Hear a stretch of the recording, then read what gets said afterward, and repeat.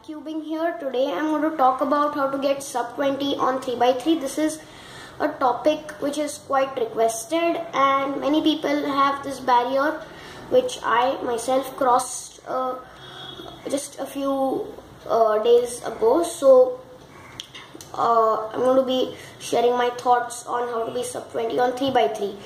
So the way I'm going to be doing this is I'm going to be scrambling the cube and then I'm going to be talking about each section of the solve separately as I am solving the cube. So let me start with the scramble. So if I can just hand scramble this.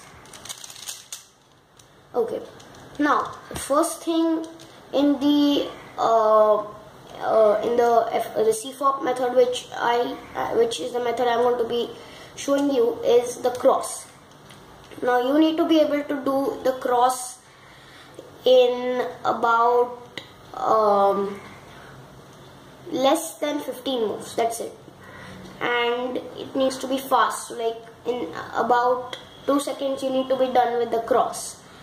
So there's not much to talk about the cross since it's mostly an intuitive step, but one thing I would like to tell you is something like this, where you have all 4 pieces in front of you and people still waste their inspection time and they are not able to do it properly. So you need to look ahead for all 4 cross pieces if you want to be sub 20. So here I see that I've got cross pieces here, here, here and here, and that these are opposites. This is also something you need to keep in mind. You need to see where the cross piece is in relation with where it should be. So if they are opposites, then you need to align them properly. So now since all these are opposites, what I can do is I can bring them down like this, then I can solve them like this, and then this last piece can be solved like this. Now regarding this last piece, what I wanted to say is something like this.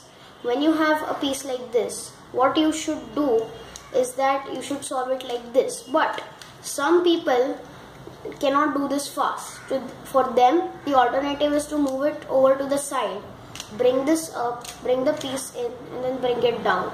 So that is an alternative way, and this way comes in handy for most people when you've got something like this. So here most people will bring it up and solve it like this.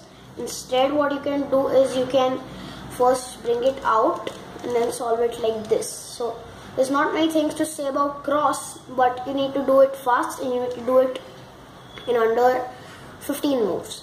Now the next thing is looking ahead into your first pair. So when I did this last piece, I was tracking these 2 pieces. So I saw where they were going, and while I saw where they were going, I tracked them and I found out where they would be after I finished the cross. So I realized that this piece was here and this piece was here. So then I can pair these up and then I can solve them. Now regarding this sort of a case, one big thing I want to tell you is use your left hand when you want to do a left case, or else people will try to use their right hand and find out that it is quite difficult to do it with the right hand, and then they'll get completely confused as to how they have to do it. Instead of that, you can just use your left hand and intuitively solve this pair and then insert it the right way. That's one more thing. If you want to be sub 20, you need to learn intuitive F2L, because algorithmic F2L is not very useful in most cases. Now, but one more thing is that when you have got a righty case, don't hesitate to do a cube rotation, or else people don't want to do cube rotations and then they start doing F2L pairs in such a way that requires a lot of time. So for this case, the best way would be to cube rotate. And then one more thing I want to tell you here is that when you have this, instead of doing a double cube rotation and inserting this, a very easy way of inserting pieces that need to go in the slot behind is to move them out of the way, open the slot in the behind, put this in, and then put that back. So that is very useful if you want to be sub 20. So you need to minimize cube rotations as far as possible, but if you need to do a cube rotation, don't hesitate to do one. Also, you need to look ahead properly, so it would be advisable to slow solve while doing F12. So the second pair would be this.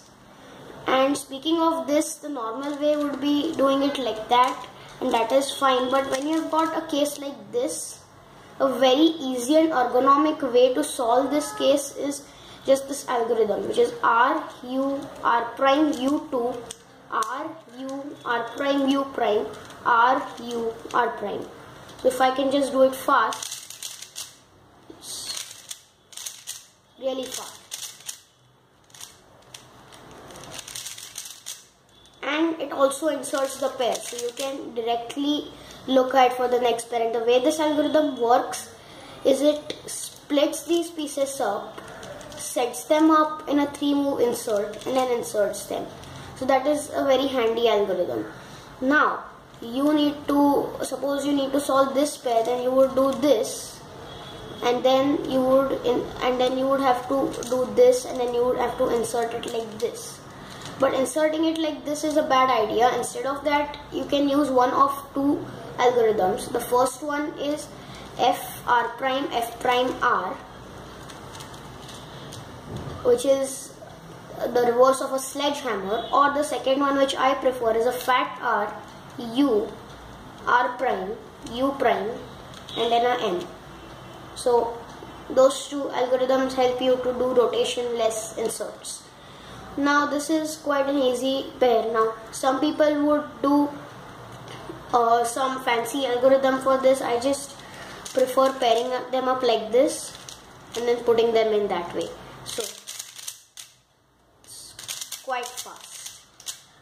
Now one more thing I need to tell you about F12 is that you should look ahead as much as possible, which is why you need to turn slowly. So as I said in my previous video, or I think it's the second last video, turning slowly does help your times, as it does help your look ahead by an immense amount. So if you want to be sub 20, you need to do F12 in under 10 seconds, and if you want to be able to do that, you should definitely look into slow turning and look ahead. Also, you should be able to look ahead into your first pair. So those are two tips which are useful for F12. And the third tip is that when you have a case that can be solved without a cube rotation, please don't do a cube rotation. But when you have something that's really hard or unergonomic to do without a cube rotation, do not hesitate to do a cube rotation. Okay, so now for the last layer. The last layer, since I've got an OLL skip, I will just mess up the OLL so as to give you a full last layer tutorial. So then what you need to have to be sub 20 is you need to learn to look OLL and you need to learn full PLL. So how to look OLL works, as you know, is that you first create a cross, then you solve all the corners, and then you need to do PLL, for which it doesn't matter if you do an AOF or a cube rotation. If you want to be sub 20, it does not matter, so that's fine, and then you just do the PLL. Now a handy algorithm is this. Most people, when you have a dot case, most people would first do an F RURIUI FI and then a fat F RURIUI FI. Instead of that, what you can do is an F RU R prime U prime, then do an S move, which is the slice, then do an RU R prime, and then close, and then just do an fat F prime. So then you can solve the rest of the cube, and then you can solve the PLL.